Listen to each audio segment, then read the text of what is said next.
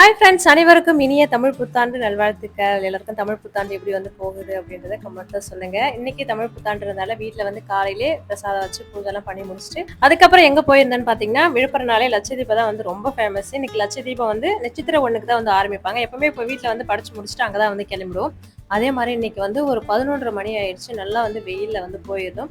போன உடனே பாத்தீங்கன்னா சரியான கூட்டம். எப்பவுமே இந்த டைம் போனா கூட்டமா தான் இருக்கும். இருந்தாலும் கூட்டத்துல போய் நல்லா தரிசனம் பண்ணிட்டு அப்படியே பிரசாதம் கொடுத்தாங்க. அதையும் வாங்கிக்கிட்டு இங்க வந்து ஆஞ்சநேயருக்கு வந்து சித்திரை ஒண்ணுக்கு தான் வந்து பாலாபிஷேகம் வந்து நடக்கும். நல்ல பெரிய ஆஞ்சநேயரா இருக்கும்.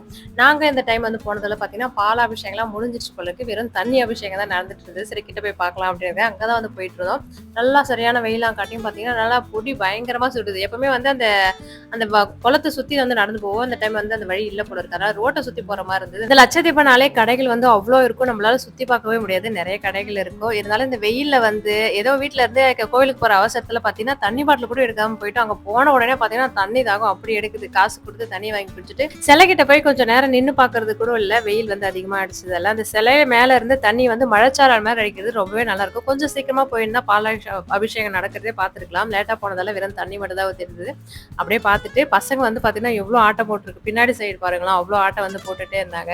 அப்படியே அங்க இருந்து கிளம்பி வந்தாச்சு. வெயில்ல வந்து எப்படா ஏதோ கச்சிப்பு கூட எடுத்துட்டு வரலையே அப்படின்னு நினைச்சிட்டு இருந்தேன். வெளியில வந்த உடனே பாத்தீங்கன்னா அந்த நியூஸ் பேப்பர் எல்லாருக்குமே கொடுத்துட்டு இருந்தாங்க. பரவாயில்ல, வெயில்ல வந்து தலையில போட்டு போறதுக்கு கொடுத்தாங்களேன்னு வந்து நினைச்சுக்கிட்டேன். அப்புறம் தான் பார்த்தா அந்த லட்சதீபத்தை வந்து ஆஞ்சநேயரை தான் வந்து கொடுத்துருக்காங்க. எப்படி வந்து ஆஞ்சநேயர் வந்து உருவாச்சு அப்படின்றதெல்லாம் வந்து போட்டிருந்தாங்க.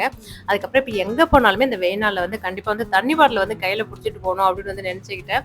இந்த வெயில்ல வந்து எதையுமே வந்து பார்க்க முடியாது. கண்டிப்பா இன்னொரு நாள் தான் லட்சதீபத்துக்கு வந்து எல்லாமே வாங்குறதா இருக்கட்டும், எல்லாமே சாப்பிட்றதா இருக்கட்டும், எல்லாமே வந்து பண்ணணும். நீங்க யாரெல்லாம் இன்னைக்கு கோவிலுக்கு போனீங்க, இந்த ஆஞ்சநேயர் கோவிலுக்கு யாரெல்லாம் வந்தீங்க அப்படின்றத கமெண்ட்ல சொல்லுங்க.